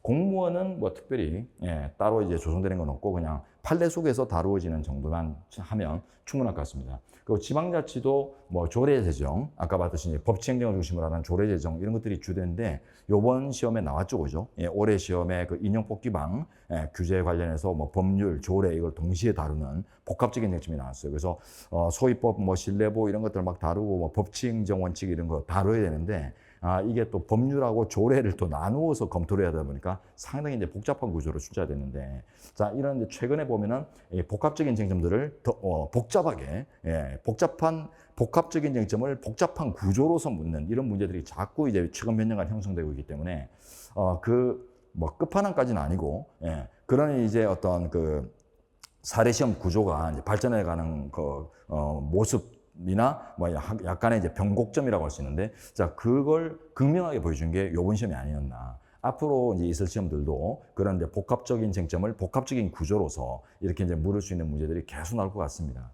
그래서 철저하게 좀 대비를 하셔야 돼요. 그래서 헌법은 여러 논리들이 막 결합하고 이런 것들이 그 정형화돼 있지 않아요. 왜? 그래서 뭐 형사법이든 민사법이든 뭐도 행정법도 마찬가지고 헌법을 빼고 나서 나머지 과목들은 보면은 그 주제나 쟁점들이 보면은 나름대로 이제 정형화돼 있고 서로 이제 같이 뭐 붙었다 떨어지는 것들도 보면은 뭐 이렇게 정형화돼 있어요. 나름대로, 그죠? 나름대로 이제 틀이 있는데 이 헌법은요, 그 다루는 영역들 자체가 워낙 방대한 영역을 다루다 보니까 이 뭐 헌법 총론 주제, 기본권 주제, 통치구조 주제가 그냥 뭐 언제 어디 쓰든 복합적으로 다 이렇게 연동 가능하거든요. 그래서 뭐가 어떻게 엮여서 나와도 가능하기 때문에 그걸 우리가 정형화시킬 수가 없어요. 그러다 보니까 해당 파트의 내용들을 잘 알면서 해당 파트의 이제 본질적인 요소와 관련해서 이제 확장될 수 있는 이런 부분들을 우리가 심학습하면서 조금 어느 정도 이제 틀을 갖고 있으면 충분히 이제 인식을 확장해 볼 수 있는 기회가 됩니다. 그래서 지방자치도 나중에 다음 기회, 다음 이제 우리 그 시즌 2, 시즌 3 이렇게 계속 넘어갈 텐데, 요번 특강이. 자, 그 과정에서 이제 다루어질 때 보시면 되겠습니다. 그래서 오늘은 이제 정당 문제를 다뤘거든요. 그래서 이제 정당 문제 이제 보실 텐데, 여기서는 8조 사항은 아니고, 이제 8조 1항을 이제 관련된 건데, 뭐 이런 이론이 직접 결부된 건 아닌데, 이런 틀을 가지고 여러분들이 잘 놀아볼 수 있는, 이런 이제 내용들로 구성되어 있습니다. 이제 사례 구성으로 한번 살짝 들어가 볼까요? 네, 올해 이제 1회 문제 어떻게 구성되는가 한번 보겠습니다.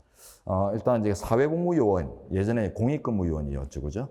예전에 구공익근무요원, 현재 이제 사회복무요원이 그 성범죄를 저지르죠. 그래가지고 이제 공소적이 되고 재판을 받다가 그 2심 항소심에서 그 이제 소급입법 조항이 하나 있어요. 공소시효 연장 조항. 그래서 미성년자에 대한 성범죄는 애가 이제 자라가지고 성년이 됐을 때부터 공소시효가 진행하도록 해서 피해 당사자의 어떤 선택권이나 이런 자율성을 좀 존중하는 이런 내용으로 이제 개정이 됐는데, 그 부칙 조항이 이제 그 개정법 시행 전에 저질러진 범죄도 아직 공소시효가 완성이 안 된 것이면 적용하겠다 해가지고 소급을 하거든요. 과거 행위에 소급을 해요.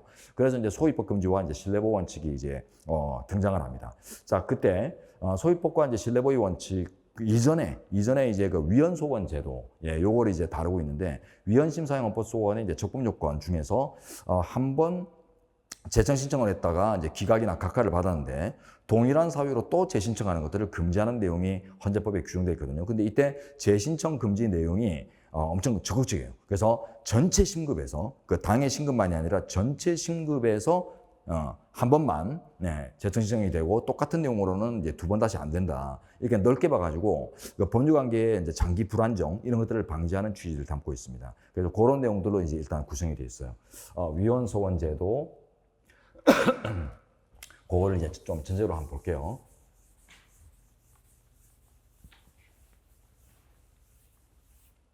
네, 오늘은 30분 정도 더 투자해서 좀 더 다뤄보겠습니다. 이거는 이제 오늘은 출제율은 낮지만 그러나 쓰임새가 많은 기본권 강론이나 통치구조 쪽에서도 이제 적용될 수 있는 아주 일반 이론들을 다루고 있기 때문에, 그래서 이게 쓰임새가 총론이다라는 의미에서는 쓰임새가 별로 없을지 몰라도 다른 기본권하고 통치구조와 이제 결탁되어서 나온 효과들을 생각하면 이게 쓰임새가 엄청난 부분이 되거든요. 몇 가지는. 그러다 보니까 그걸 여러분들 철저하게 좀 아실 필요가 있습니다. 자, 먼저 위헌심사형헌법소원, 줄여서 이제 위헌소원 제도인데, 이거 위헌법률 심판하고 이제 연계된 장치인데 그걸 어떻게 볼 수 있는가가 중요해요. 먼저 제가 이제 다이아몬드를 한번 이렇게 그려볼게요. 그려놓고 다음보다 좀 안 예쁘네. 자, 한번 그려보고 그 다음에 이제 위헌법률심판 위칸, 위헌심사형 헌법소원, 줄여서 위헌소원 아래칸, 이게 서로 이제 연동된 하나의 틀이다. 이걸 보여드리겠습니다. 자, 어떤 법률이 법원의 재판에 적용되고 있는데요.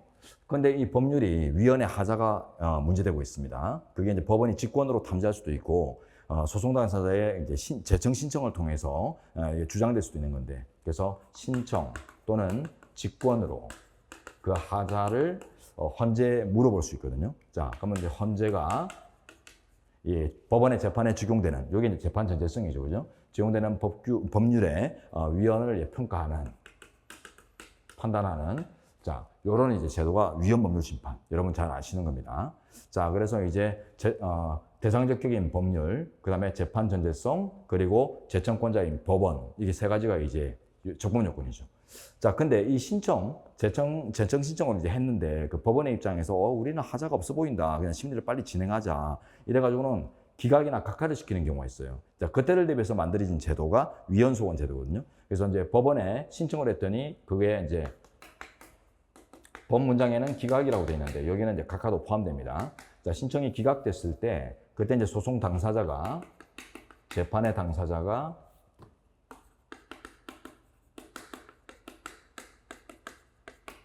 헌법재판소에 이제 헌법소원의 형태로서 다시 물어볼 수 있는 기회를 주고요. 그러면 헌재가 다시 이제 법률을 직접 다루는 이런 이제 구성으로 되어 있죠. 자, 이런 이제 이게 이제 위헌소원 제도입니다. 이걸 이제 만들어 놓은 이유가 뭐죠? 만들어 놓은 이유가 그 신청에 대한 기각을 그 법원 내부에서, 그죠? 그 당해 사건 내에서 어떤 불복 절차를 마련하려다 보면은 빨리 진행돼야 될 재판이 자꾸 장기 표류하는 이런 이제 문제들이 있기 때문에, 그래서 일단 법원이 입장에서 재청권자인 법원의 입장에서 재청의 필요성을 인정하지 않았다면 일단 심리가 신속하게 진행되는 게 옳고, 대신에 위헌적인 어떤 재판이 떨어질 수 있는 위험이 이미 이제 제기가 됐기 때문에 그 위험을 헌법재판소가 옆에서 따로 받아주겠다, 이런 형태로 이제 만들어졌거든요. 그래서 이제 이 위헌소원 제도를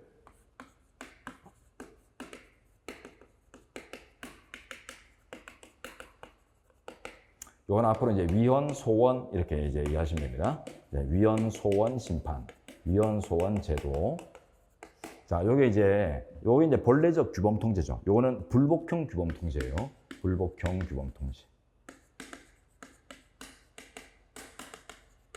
네, 요 불복 장치. 그래서 이제 재청 신청에 대한 각종 이제 어떤 불만 문제, 불만이나 불복 문제를 대신하기 위해서, 대처하기 위해서 만들어진 제도입니다. 자, 그런 의미로 이제 요 구조를 좀 먼저 한번 보여드리고, 그 다음에 이제 좀 더 구체적으로 들어가보죠. 자, 위헌문제 심판 이제 보면 일단 이제 대상적 기획이 법률이죠. 법률을 대상으로 하는데, 자, 요거는 실질서라고, 그 다음에 이제 소의 이익, 요 두 가지가 큰 기능을 하죠. 자, 이런 것들을 기준으로 해서 풀어야 되고요. 자, 실질서를 이제 제시하고 있다 보니까 형식적 의미의 법률뿐만 아니라 실질적 의미의 법률. 그래서 지금 이제 정리된 게 관습법이나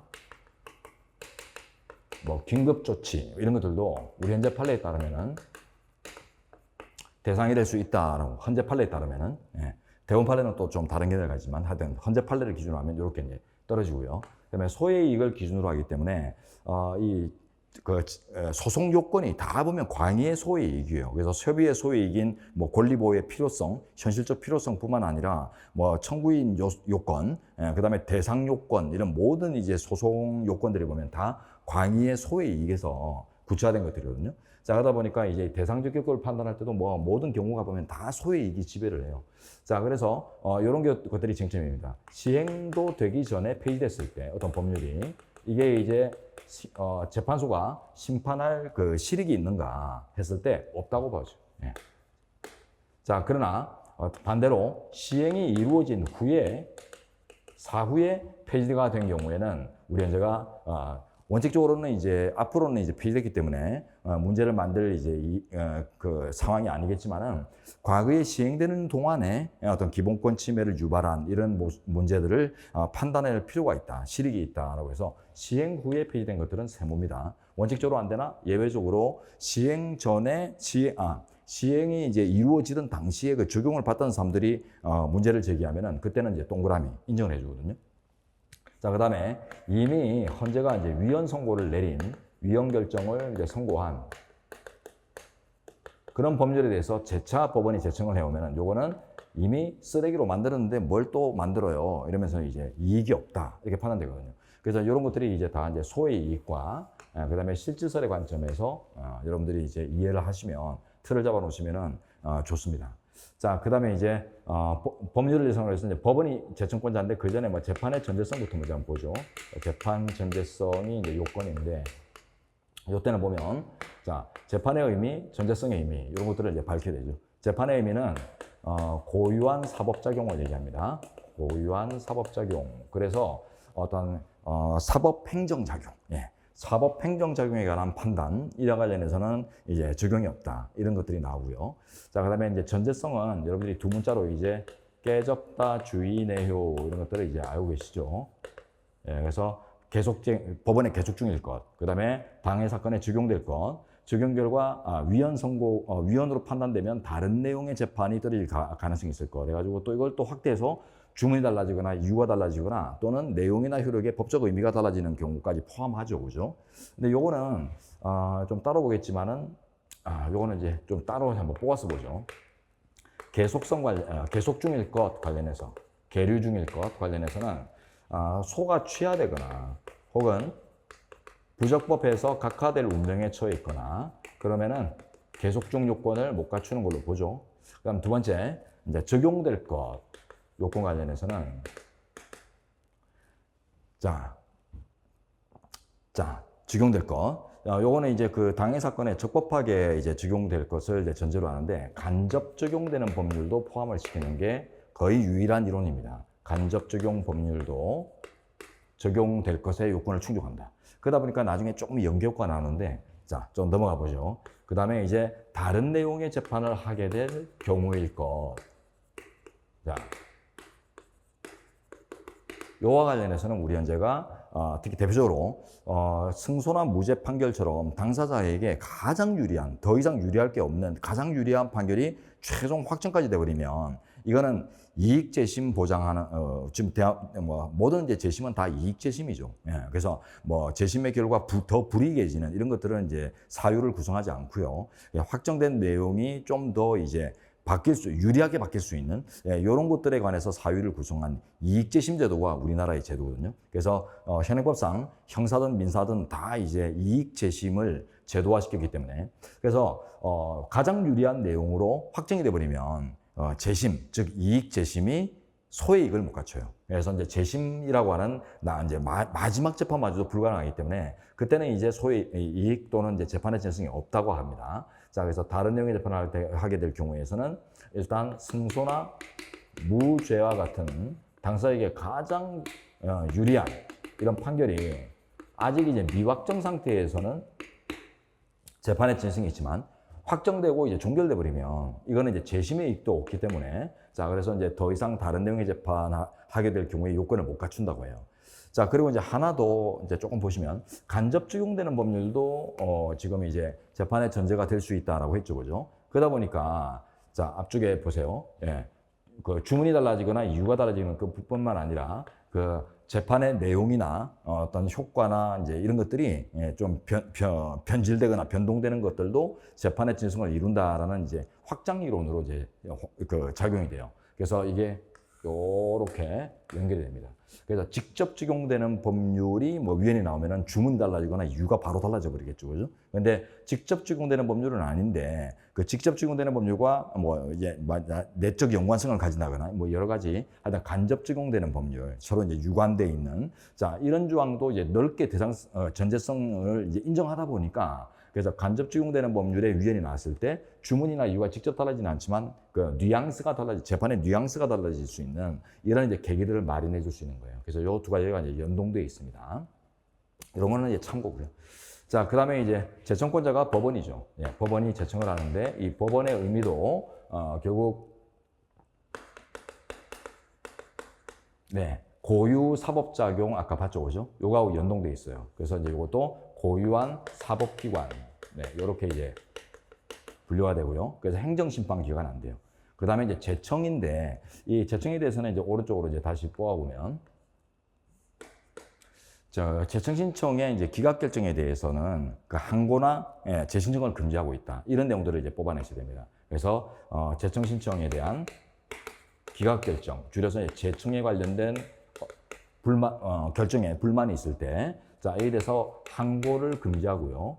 그 다음에 동일한 내용으로 재신청을 하는 것들을 금지하는데, 자, 요게 판례 이론에 따르면 전체 신급으로 확장됩니다. 그래서 항고 금지와 전 신급에 확장되는 재신청 금지, 동일한 내용으로 재차 신청하는 걸 금지하는 이런 것들이 이제 형식적 의미의 불복이거나 실질적 의미의 불복이잖아요, 그죠? 그래서 형식적, 실적 이제 불만 제기인데 이런 것들을 이제 법원 내에서 내 절차로 자꾸 보장을 하다 보면은 법원이 심리를 진행하지 못하고 계속 이제 재판에 표류하는 문제가 생기거든요. 그러다 보니까 이제 심사의 장기화 또는 그 법률 관계의 불안정성 이런 것들을 이제 방지하기 위해서 이런 걸 못하게 해놓은 거예요. 못하게 해놓고 다만 이게 어떻게 되냐면 그냥 못하게 끝나면은 그 헌법재판을 받을 권리를 침해할 수 있기 때문에 그래서 이제 대안으로 만든 제도가 위헌소원 심판인 거예요. 그래서 위헌소원 심판. 자, 좀 전에 봤던 이제 불복형 규범통제죠. 네, 요걸로 대체시킵니다. 대체. 그래서 이제 위헌소원으로 이제 대안을 제시하면서 법원에서 난 결정은 그냥 관두시고 법원의 심리를 이제 자유롭게 진행하시고 그다음에 당신들이 제기한 문제는 우리가 따로 봐드릴게 이런 식으로 해서 이제 옆에서 이제 따로 돌봐주는 이런 형태가 이제 위헌소원 제도입니다. 자, 그래서 저런 이제 전체적으로 다이아몬드 하나의 이제 체계를 이루고 있고요. 그리고 이제 위헌소원 심판은 이쪽으로 또 내려가 볼까요? 좀 고유한 것들을 이제 따로 좀 갖고 있는데 뭐 좀 연동되죠. 재청 신청의 기각 결정. 자, 요거.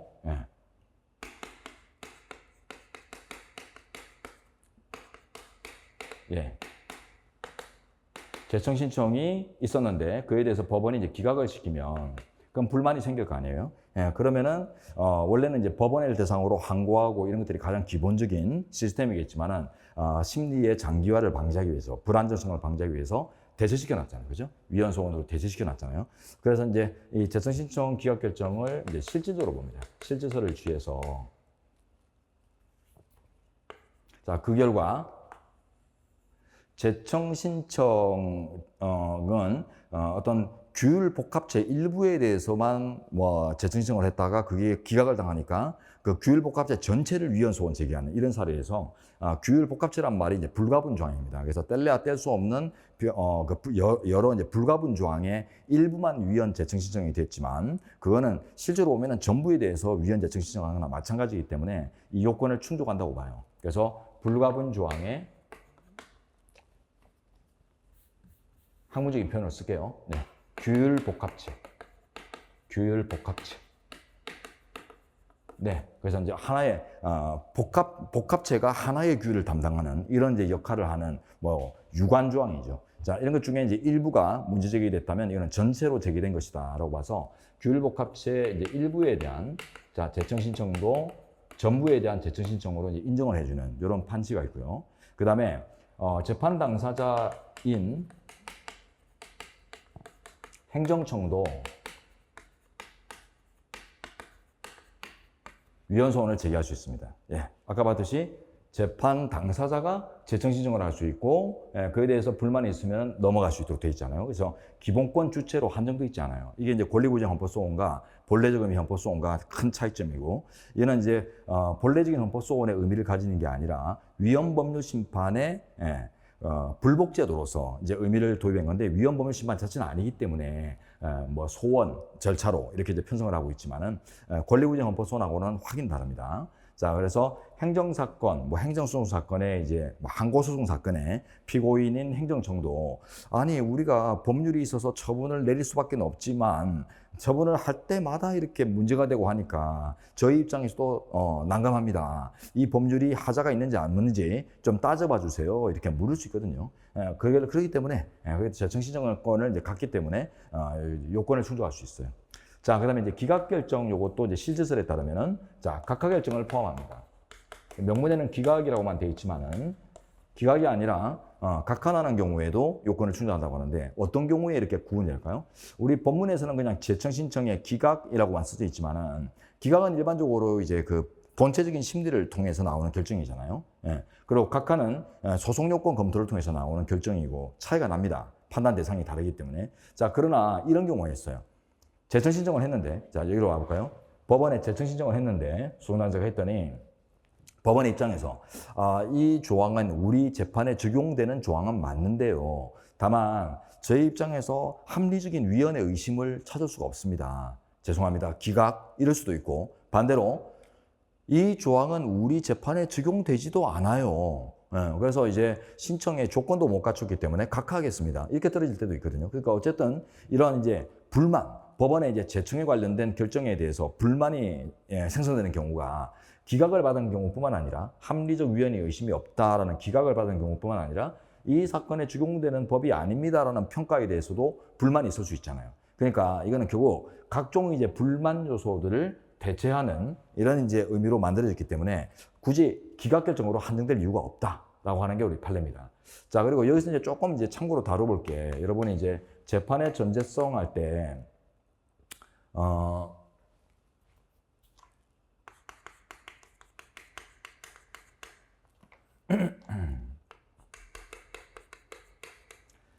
자, 이런 것들의 이제 그 충족 기준, 이런 것들을 이제 우리 현재가 밝힌 바가 있는데, 재판의 제청의 요건이라고 할까요? 자, 제청의 요건에 관해서 자, 밝힌 바가 있는데, 요거는 지금 여기 이어진 내용이지만 요거하고 바로 연결됩니다. 자, 제청 요건에 대해서 우리 현재가 법원의 입장에서 일단 당해 재판에 적용되고, 당해 재판에 적용되고 플러스 그리고 합리적 위헌의 의심이 있을 것. 합리적 위헌의 의심이 있을 것. 그러면 제청을 할 요건을 갖추고 제청을 해야 될 책무도 있다라고까지 하거든요. 우리 현재가. 그래서 제청을 하기 위한 요건과 제청 요건이 갖춰지면 이제 제청을 해야 될 책무까지 우리 현재가 이렇게 설치하고 있는데 그게 이제 재판의 전제성. 정확하게 쓸게요. 재판의 전제성이 있는 조항에 대해서 합리적 위헌의 의심이 있을 때 제청하라 이렇게 이제 얘기를 하거든요. 우리 현재가. 그러다 보니까 이제 요거예요. 요거 자체가 없어가지고 각하 떨어질 수가 있고 요거는 있는데 요거를 못 갖춰가지고 기각이 떨어질 수 있단 말이에요. 그러다 보니까 이제 요게 뭐 각하, 요 재판 전제성 없다 하면 합리적 위헌의 의심이 없다 하면 이제 기각 이렇게 이제 떨어질 수 있는데 자 이런 것들이 결국 이제 제청에 관련된 각종 이제 결정으로서 불만이 생성될 수 있는 이유에 뭐 의미에서 똑같기 때문에 결국 이제 구분할 이유가 없다라고 생각해서 이제 각하 결정까지 포함하는 실질서를 이렇게 이제 제시하고 있다는 게 중요한 포인트가 되겠습니다. 오늘 이제 다룰 내용 중에서 이제 이렇게 특별한 설명이 좀 필요한 거는 이제 위헌소원 제도의 이제 운영 과정 이런 것들이고 오늘 출제된 부분은 좀 전에 봤듯이 요거죠. 요게 출제됐죠. 자, 전 신급에서 재신청이 금지된다. 요 포인트입니다. 전체 신급에서. 그래서 항소심에서 재청 신청을 했다가 이제 기각받으니까 상고심을 제기를 하고요. 상고심에서 또 재차 동일한 내용으로 또 신청을 하거든요.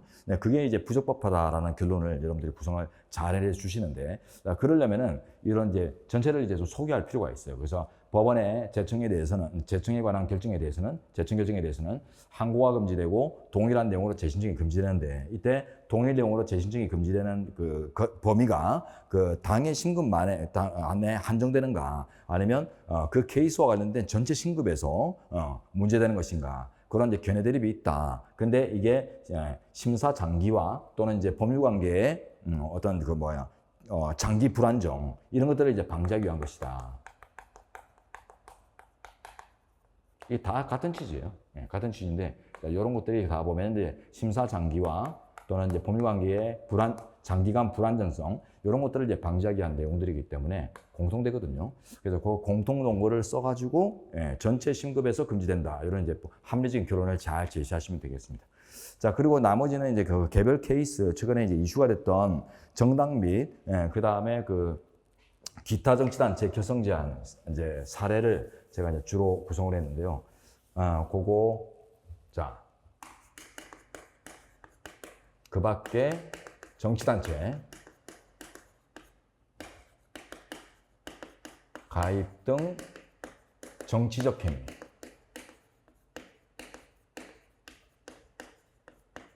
예, 요걸 뭐 초중등 교원들도 유사한 조항이 있고요. 요거는 사회복무요원은 이제 그 병역법에서 따로 규를 하는데, 자, 여기서 이제 크게 요 부분하고 나머지 요 부분이 이제 구분이 돼요. 자, 이렇게. 예, 정당금지. 요거는 일단 명확성 원칙부터 먼저 따져봐야 되는데, 예, 정당은 누가 봐도 이제 그 개념상 명확합니다. 정치결사라고 해서. 그래서 대표적인 정치결사로서 일단 명확성 문제는 없고요. 예, 없고 또 이제 과도하지도 않습니다. 왜냐하면 이제 누가 봐도 대표적이니까. 대표적인 정치 결사로서 대놓고 누가 봐도 그 정치 집단이네 이렇게 얘기할 수 있는 이런 개념 요소를 갖고 있기 때문에 그래서 이제 그 정치적 중립성이 요구되는 그 군조직, 예, 군조직의 이제 구성원들이 함부로 이제 가입해서는 안 될 단체로 이제 설정하는 것 자체가 문제가 없다고 합니다. 그래서 정당 금지는 합헌 나왔어요.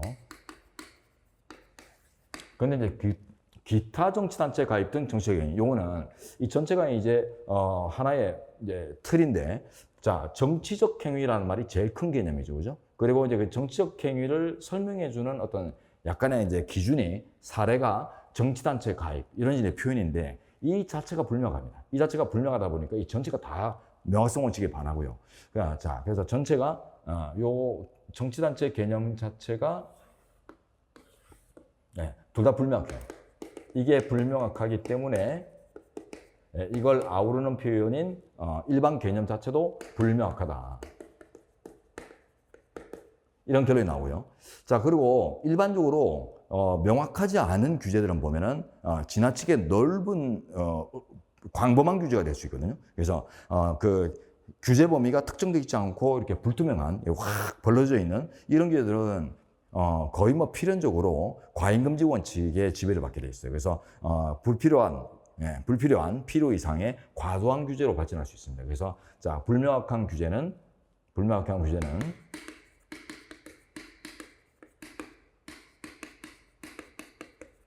과잉금지 위반이 될 수 있는 가능성, 과잉 규제라고 할까요? 네.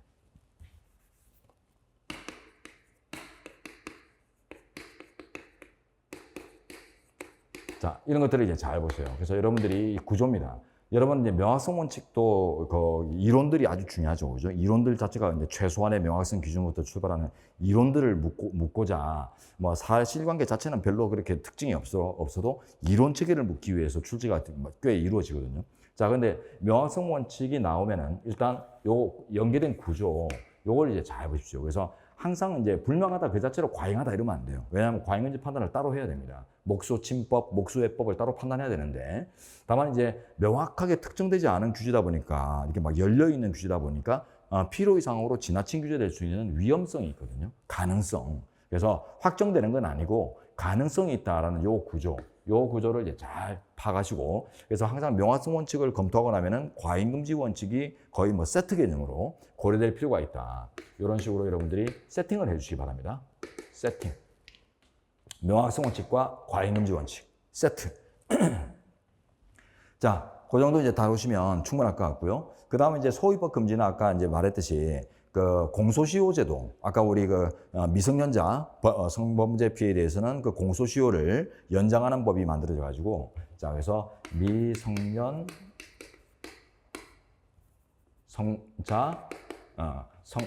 미성년 성범죄 피해자라고 할까요?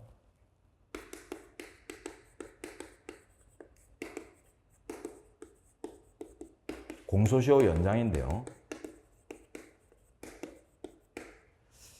자, 요거 이제 합리적으로 판단해놨습니다. 아직 이제 판단 능력이 별로 없는 단계에서부터 공소시효 선택을 하라, 선택권을 주는 것들이 아직 미성숙한 존재들이기 때문에 그래서 올바르게 행사되지 못할 이제 위험, 특히 이제 그 미성년 성범죄 피해들이 보면 주로 그 주변인들 이런 이제 주변 인척이나 친지 뭐 이런 분들이 면식범일 가능성들이 아주 높잖아요. 자, 그러다 보니까 그런 성격들을 이제 주로 면식범, 주변인들, 이런 이제 위험들을 이제 결합해 보니까 결국 이제 여러 가지 뭐 가족 관계나 이런 뭐 신분 관계 때문에 억울하게 그냥 참자 이렇게 할 수 있는 위험들이 크기 때문에 그래서 이제 이런 경우에는 이제 성년자가 됐을 때, 성년이 됐을 때 공소시효가 진행하는 걸로 이렇게 이제 바꾸거든요. 합리적이기 때문에 이런 합헌 나옵니다. 근데 자, 이 규정을 그러면서 자, 과거범죄 개정법 시행 당시에 개정법 이전에 연장 규정을 이제 개정을 합니다. 개정을 해놓고 개정법 이전의 범죄 행위에도 공소시효가 아직 완성이 안 됐다면, 이제 완성됐다면 손 안 대고요. 완성되지 못했다면은 적용하겠다. 자, 요게 이제 소급이란 말이에요. 개정법 이전의 행위에 적용을 하기 때문에 소입법이고. 자, 근데 이제 소입법의 이제 그 법리들, 이게 이제 진정소입법 이런 이제 법리들을 이제 다뤄보셔야 되는데, 지금 이제 요게 이제 맥이에요. 공소시효 제도의 이제 그 소입법 금지 법리가 아까 1번, 2번, 3번이었잖아요. 1, 2, 3. 자, 소입법과 신뢰보, 형벌, 소급은 절대 금지.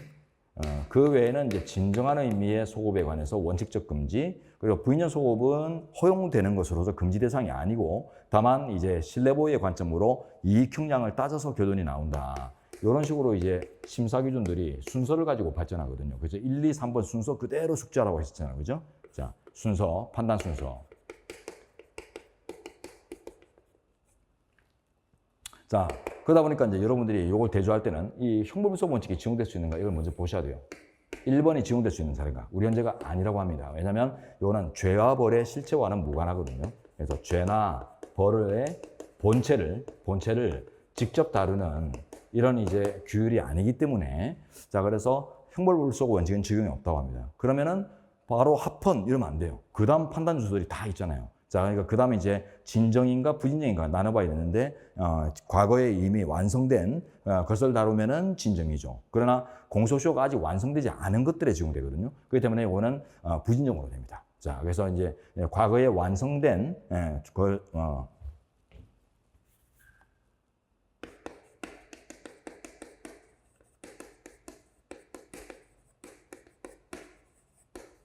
이렇게 됐거든요. 자, 그러니까 아직 이제 완성되지 않은 것들에 적용되기 때문에 이제 진정이 되기는 좀 힘들고, 이제 부인연 소입법으로 가서, 그죠? 진행 중인 것들, 부인연 소입법으로 가서 이제 신뢰보호 원칙으로 접근하는 이런 이제 구조를 갖게 됩니다. 근데 이런 것들을 뭐 급하면 좀 건너뛰어도 바로 뭐 신뢰보호 이런 걸 들어가도 크게 문제는 없는데, 여유가 있다면은 이렇게 차근하게 짚어주고 이렇게 그 마무리로 가는 이런 이제 구조들을 보여주면 풍부한 점수를 제대로 챙겨낼 수 있겠죠. 그래서 이제 이런 내용들로 구성이 되어 있는데 여러분들이 막연하게 보면은 풀기가 좀 힘들 겁니다. 그래서 전체적인 어떤 헌법 총론의 주제들 속에서 쟁점화될 수 있는 요소들 속에서 자, 이제 다루어지고 있는 것들이 아까 봤듯이 그 형벌소급에 관련 소입법 금지와 신뢰보호에 관련된 그 십자도표 있었죠, 그죠? 그 내용들이 이제 판단 순서에 기초해서 순서대로 평가가 이루어져야 하는 이런 이제 논리 구조들을 보는 문제고, 그다음에 요거는 이제 좀 독특한 문제지만은 어쨌든 요 법리죠. 불명확한 규제는 과잉한 규제가 될 수 있는 가능성이 열려 있다는 거 항상 이제 염두에 두셔야 됩니다.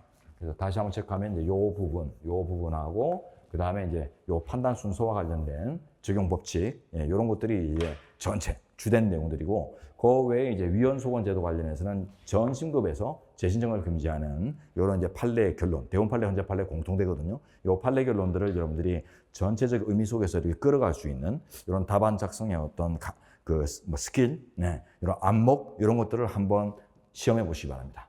여러분은 이제 해설 한번 읽어보시고 시험 치시는 분도 계신데 그러면은 이제 첨삭이 조금 변질돼요. 그러면 이제 제가 여러분 이제 답안을 보고 제가 이제 평가를 할 때 느낄 수 있는 것들이 이제 축소돼 버릴 수밖에 없거든요. 그러다 보니까 여러분들은 제가 볼 때 저한테는 그냥 날 것을 보여주는 게 좋습니다. 그래서 문제를 이렇게 논점 특강을 듣고 봤는데도 어떻게 쓸지 전혀 모르겠더라, 뭐 쓰기가 힘들다 이러면은 뭐 떠오르는 거 아무거나 그냥 넣어 놓으세요. 키워드라도 문장화를 안 시켜도 됩니다. 그래서 완전체 문장을 이제 구성하지 못할 정도로 여러분들이 준비가 좀 안 돼 있는 부분이라 할지라도 뭐 대충 여러분들이 뭐 이렇게 생각나는 것들을 뭐 이렇게 엮어가지고 뭐 키워드 위주로 해가지고 툭툭툭 단어 같은 것들 던져놓고 결론 써놓고 뭐 이렇게 이제 논리 구조가 있잖아요. 검토하는 결론에 이르는 이제 구조들을 여러분들이 의의부터 해가지고 이렇게 대충 이제 이렇게 피력을 해놓으시면 그걸 가지고 제가 여러분들이 이제 어느 정도 부족하고 어느 정도 잘하고 뭐 이런 지점들을 파악할 수 있고, 자, 부족하다면 이제 어떤 방법으로 이제 앞으로 남은 시간에 이걸 메울 것인가, 이런 것들을 이제 같이 논해봐야 되는데, 여러분들이 이제 해설 보고 나서 나름대로 매끄럽게 써버리면 제가 이제 그런 판단이 어려워지거든요. 예, 그러니까 좀 날것으로 쓰는 것도 괜찮습니다. 근데 이제 그래도 여러분들이 좀 의미있게 좀 써보려면은 또 해설을 약간 읽어보고 쓰는 게 낫겠다 하는 분들은 또 그렇게 하세요. 예, 그런데 대신에 여러분들은 해설을 안 읽었다라면 쓰지 못했을 부분이나 뭐 이런 다루지 못해서 놓쳤을 부분 이런 것들을 꼭 체크를 하신 다음에 첨삭 때 저한테 얘기를 던져주셔야 됩니다. 그래서 이거는 해설을 그래도 한번 읽은 바람에 이렇게 좀 쓴 거고요. 해설을 안 봤다면 여기 부분이나 여기 부분 아예 못 썼을 것 같아요. 그래서 이 부분도 이런 내용들까지 구성되는지를 잘 몰랐습니다. 자, 이런 것들요. 그런 이제 여러분들의 그 포인트들을 저한테 전달을 해주셔야 제가 이제 진단을 할 수 있거든요. 쉽게 생각하면 제가 의사고 여러분들이 환자라고 생각하시면 뭐 여러분이 잘못됐던 그런 질병이 있다는 건 아니고 하여튼 이제 그런 입장으로 생각해서 여러분들이 나름대로 뭔가를 전달을 해줘야 제가 문진이죠, 그죠? 예, 이렇게 정밀 검진 전에 기본적으로 이제 문진을 통해서 이제 기초를 파가잖아요. 예, 그런 것들처럼 이렇게 이제 쌓아가는 빌드업 해가는 이런 과정들이 원활하려면 여러분들이 날 것 자체로 보여주시거나 아니면 날 것이었다면 어떠했을까에 대한 이제 어떤 포인트들 이런 것들을 저한테 이제 전달을 해주시는 게 중요하다라고 생각합니다. 자, 오늘은 이렇게 이제 보도록 하고 특히 이제 소위법 구조 한번 적용 잘 해보시면 나중에 좀 뭐라고 할까 여러분들이 이제 이 구조를 가지고 이제 뭐 답안까지는 안 써보더라도 해설지 정도를 나중에 이제 확인을 해보시면 생각보다 많이 이제 컸다. 예. 금세 좀 키가 자랐다. 이래.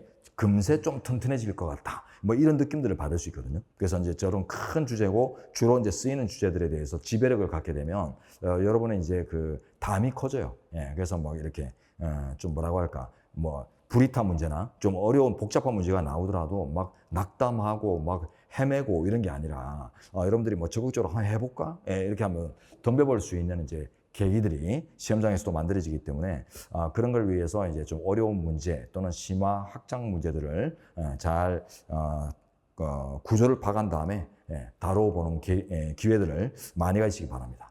근데 뭐 남은 시간 동안에 이제 할 수 있는 것들이 뭐 사순환 과정 정도밖에 없는데 어쨌든 간에 이 답안지 특강 과정에서는 일단 문제를 풀고 하는 것 자체 뭐 시험장 가는 뭐 연습 적응 이런 이제 의미보다 여러분들의 이제 약점이나 이제 문제점 같은 것들을 제대로 이제 캐치해내서 이제 그걸 이제 보강하고 발전시켜야 되는 이런 어떤 목적의식들이 강한 특강이니까 여러분들이 이제 첨삭해서 아주 적극적으로 저를 이용을 잘 해주시길 바라면서 오늘 강의를 논점 특강을 마무리하도록 하겠습니다.